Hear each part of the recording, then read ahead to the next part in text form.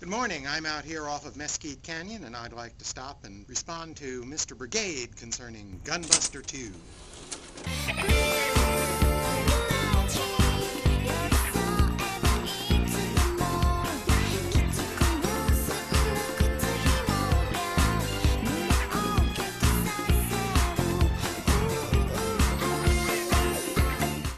Years after the original Gunbuster, Gainax has come out with Gunbuster 2. Only the name is left of the original studio Gainax, but a little more survives of the Gunbuster franchise. And this version tries to combine the same mixture of slapstick comedy, over-the-top melodrama, and an ample dose of schmaltz into the same sort of feeling as the original Gunbuster series. They sure did change the art style, though. Over 10,000 years on from the events in the original Gunbuster, mankind finds itself confined to the solar system by a swarm of space monsters that surround it. Despite the long time period, people are much the same, and the way they live hasn't changed all that much. There is something new in the human gene pool, however, and that's the advent of the topless. Humans who, while in their youth, have enormous mental powers that can be combined with the Gunbuster machines to invoke their full potential as something called exotic maneuvers. Physical counselor 指導 Exotic maneuver!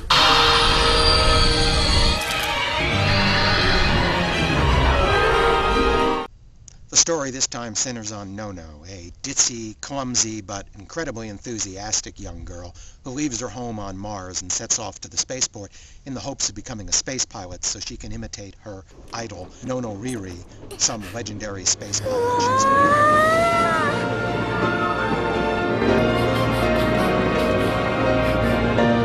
ついにここまで来てしまいました。ノノは絶対宇宙パイロットになるのだ。 Nono finds the road to becoming a space pilot is a little tougher than she expected, and she ends up scrubbing floors and washing dishes, not terribly well, in a cafe at the spaceport. One day, one of the real space pilots, a topless in fact, wanders into the cafe.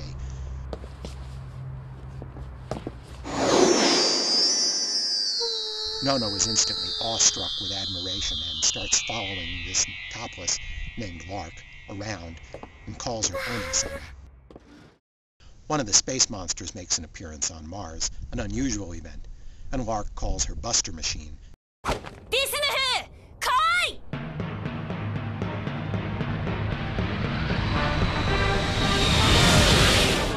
Buster Machine!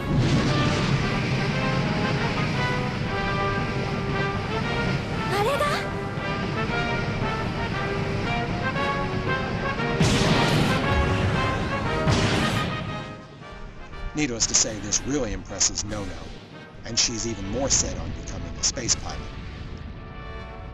What's really unexpected is that Nono manages to impress Lark as well during the encounter with the space monster, especially when Lark's Buster Machine actually reacts to Nono, an unprecedented event. Disney! 何やってんだ!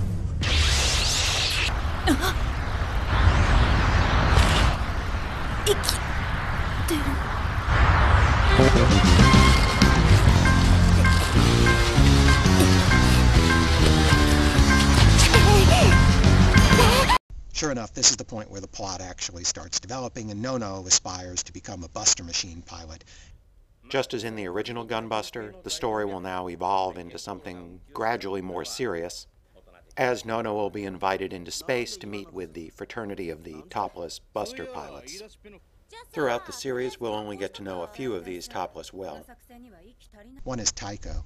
She aspires to be as good as Lark, who she keeps calling the Curve Buster because Lark always has more space monster kills than she can get.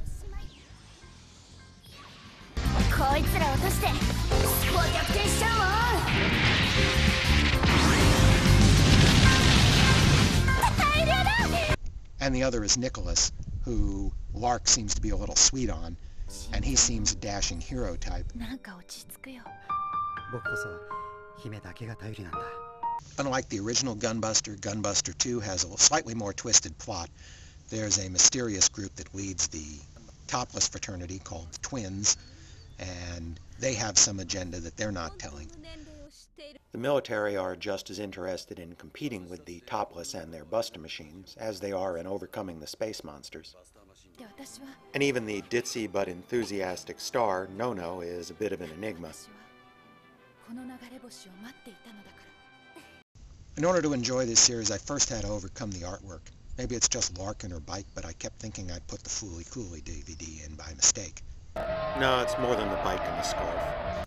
Less a few important ingredients, the sequel follows pretty much the same formula as Gunbuster, starting off as a slapstick comedy and eventually evolving into an over-the-top melodrama with the fate of the human race at stake. You may also notice some familiar visual elements.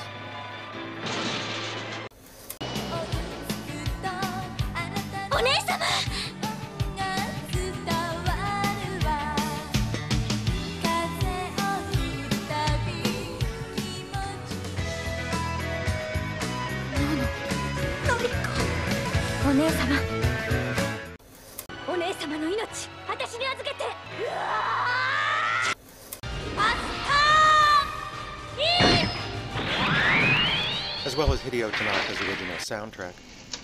It probably typifies my reaction to the series that I thought its absolute best scene was the very final, sentimental denouement.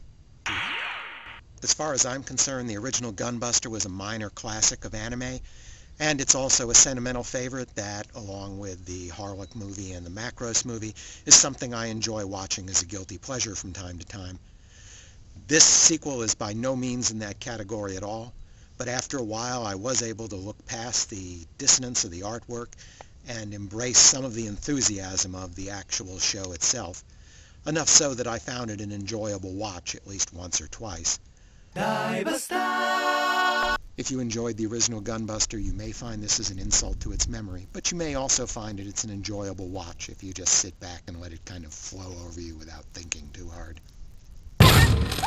By the way, if you thought the Gunbuster DVD set was expensive, wait till you see the combined price on this 3-DVD series.